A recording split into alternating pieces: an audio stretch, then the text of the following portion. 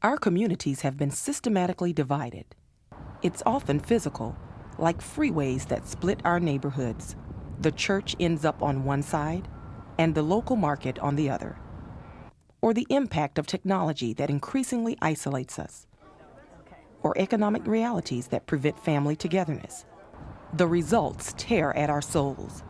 Teen pregnancies, gang activity, chemical abuse, and school dropouts. Today, we don't have community, and hopelessness can be seen everywhere. How do we start to rebuild our community?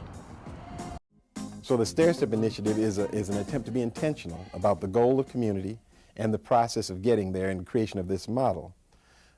So we began full-time to work on the Stair Step initiative in 1991, the summer of 1991. The notion was that we needed to, first of all, build on a base of values, and we needed to also create a mechanism in which those values operated in a real-world context. The 9 StairStep core values were determined in a series of discussions and forums with the active participation of approximately 150 African Americans from the Minneapolis-St. Paul metropolitan area.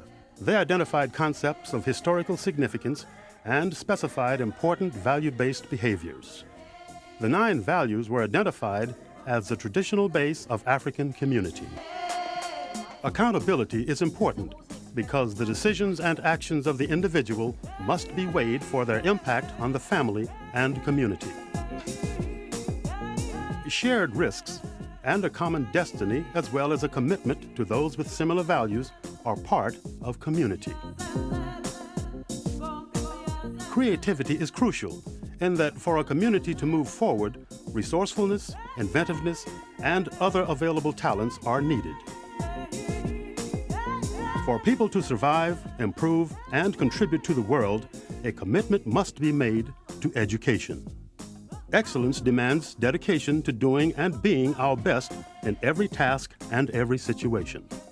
Faith encourages persistence and rejects boundaries or limitations. With an emphasis on history, our past experiences, contributions, trials, and victories shall not be forgotten. A willingness to laugh and find the comical in circumstances that would crush lesser spirits shows the importance of humor.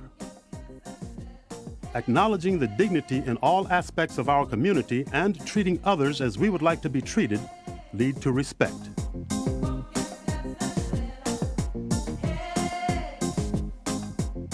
January of 1992, we formed 2 corporations that are part of the Stair Step initiative. The Stair Step Foundation, which is a not-for-profit entity that really would take the brunt to understand what the historic values of our community were and should be going forward. The Stair Step Foundation operates a variety of programs geared toward community building, including the Sankofa curriculum, designed to introduce and/or reinforce our historic values and provoke behaviors consistent with those values. The Damali Betsarai values creative and strategic thinking in our community. Once or twice a year, we provide awards of up to $2,000 for ideas relating to building community or economic development or leadership development. The program welcomes submissions from African Americans. The Stair Step Foundation facilitates a process of information gathering and analysis. In this endeavor, an annual community polling results in identification of 6 issues that are researched by scholar practitioners of national reputation. The community has an opportunity to respond to the scholarship, and a resulting paper is published as a resource. A parallel program is conducted with high school students. Continuing to generate broad interest, the African Immersion Project gives young people and elders a chance to build relationships while exploring their heritage in Ghana, West Africa. The Community Reclamation Project, CRP, is an effort to energize the African American church and reinforce its rightful position as the community's center.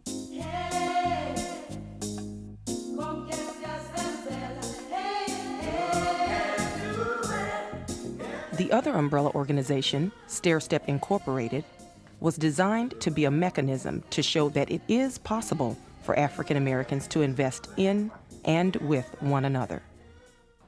We have come in that great name, Jesus, to invoke your blessings upon this particular area, and upon this spot, and upon these thy people. Ground was broken for Stair Step Incorporated's first step, the construction of a new restaurant in the heart of Minneapolis's black community. This was more than just a job. It's tedious work, but it's good, honest work, and it's well-paying work. There's brothers walking around here every day that come by and ask for jobs and that type of thing, and sometimes the boss takes their number, and maybe sometime during the future he'll give them guys a call, and there's an opportunity for them. They can reach out and touch somebody else. That's what it's all about here. That was a great beginning. It was a $600,000 capitalization. We had said we were going to do something. We said we were going to get African Americans to invest. We were able to do that. We said we were going to engage management. We were able to do that. We were able to build this building that you could come up and kick and touch and walk into and out of. And this was great. This was from the drafting table to reality. Wonderful. The difficulty was that if we really wanted to change the dynamic and the discussion around community building and economic development in a large way nationally, our project was too small. We needed a larger scope. From the economic development work of the Stair Step Foundation, a model was articulated to create inner-city manufacturing. The model called for facilitation by a community-based organization, participation by a Fortune 500 company, an African-American entrepreneurial presence, and a financial institution. The model was in place. Now we needed a door opener. Enter Ted Cushmore of General Mills regarding his first meeting with Babington. I asked him what I could do, and he said, open some doors with some CEOs, because I have a vision, Babington's vision, of an inner-city manufacturing concept that would include a Fortune 500 company, or ourselves, a community development agency, and hopefully an African-American entrepreneur. And that was the model that Babington envisioned. And one thing led to another, and I approached Steve Sanger, who liked the idea, General Mills CEO. It's a terrific initiative, and we're very, very excited about it, and we're excited to be associated with all the great people. In August of '96, we actually signed a letter of intent with General Mills, in which they agreed to put up $1 million versus $100,000 from Stair Step to do a manufacturing project in the inner city. Shortly thereafter, while on an East Coast trip, Babington took some time to visit his mother in Knoxville, Tennessee. During that visit, Babington experienced a revelation. After his mother prepared a wonderful meal, including some great greens, she confessed they came from a can. He thought she was joking, so she took him to a supermarket and introduced him to Glory Foods, an African-American-owned company. Babington purchased 2 cans of Glory Foods products and brought them back for his staff to sample. And it was great. We all enjoyed it. So at that point, I made a cold call on Bill Williams in Columbus, Ohio, told him about Stair Step and our concern for the community, told him about our possible involvement with General Mills, and sought from him whether or not we could do something together. Like most serious businessmen, Bill Williams had heard more than his share of fast talkers. But Babington's credibility grew when he flew down in a private jet, Babington did, with 4 or 5 executives with General Mills.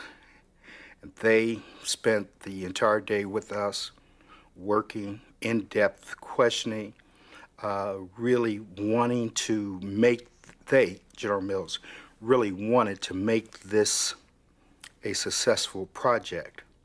And they were committed.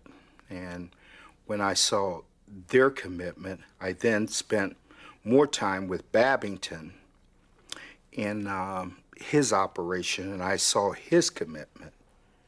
And it was then, without question, something that we needed to do ourselves, Babington and I. We needed to do this. We needed to make this happen. We had the opportunity. The time was right. And we then went to work. Stair Step, General Mills and Glory Foods committed to find a way to make the inner city manufacturing dream a reality. And we had people involved from our engineering organization, manufacturing, from our marketing groups, from our financial groups, package design groups, R&D, product formulation groups. All told, I would say there's probably close to 100 people that were involved from General Mills purely on a voluntary basis. Research, discussions, negotiations, and prayer led to the formation of CIEZA.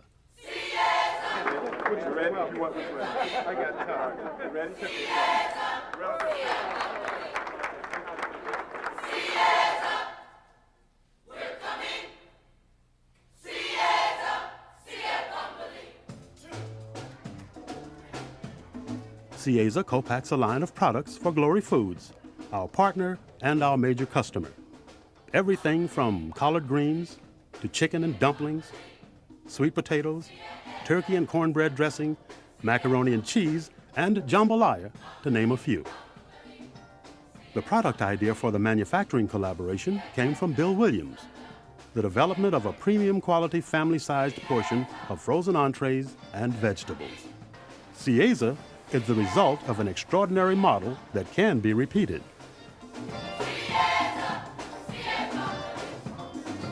Our role is to really be a financial partner in all this, and just as we do with any number of other businesses that we are lending money to, it's more than a lending relationship, it's really an advisory role, a financial advisory role. And in that regard, we change this from a lending situation to an investment situation. Well, I think it's big. I think it's big, not only in terms of what it's going to be here. This is something that has scope. The model is so possible, it makes good economic sense to the majority company. For the small company, it allows opportunity, and for the nonprofit, they achieve all of their objectives. So I'm very pleased to be a part of it. My vision of CIEZA, and there's several things that I see the future being able to offer us. I think that General Mills should be able to develop their business with African Americans because of the good that they're doing with African Americans. I believe that Stair Step can continue to grow because of the good that they're doing in their community. And Babington, in my opinion, has become a national presence, has a national presence today, and I think he can continue to grow and develop Stair Step type initiatives nationally. With the help of Stair Step, General Mills, and First Pay, and of course God, we finally have something we can be proud of. Thank you.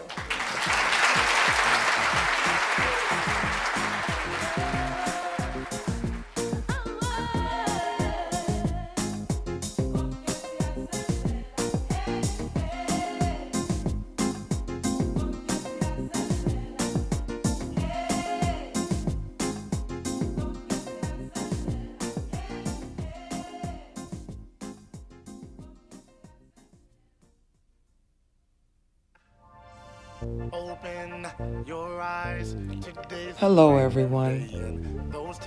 This is Ruby Gaucher with Ruby Red Dialogues. Please join me Thursday at 5 p.m. on Facebook Live as I interview this awesome leader in Minneapolis, Alfred Babington Johnson. I look forward to seeing you.